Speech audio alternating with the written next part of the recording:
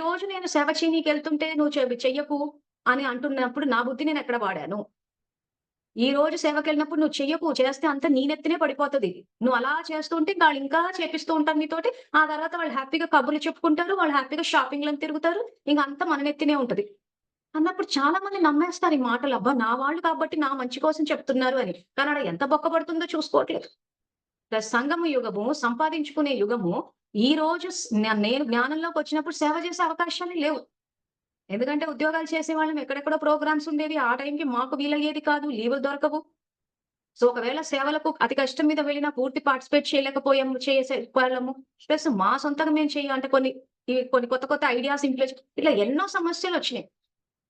అటువంటిది ఈ రోజు మేము చూస్తుంటాం గదా! అందరూ సేవ చేయాలి అన్నట్టు పుస్తకాల సేవని గాని, జూమ్ ద్వారా అవకాశాలు గాని, ఇట్లా కొన్ని ఇచ్చినప్పుడు ఏంటంటే వదిలేసుకుంటున్నారు. తెలియక కొంత వదిలేసుకోవడము, మిగిలింది పక్కనున్నోళ్ళు.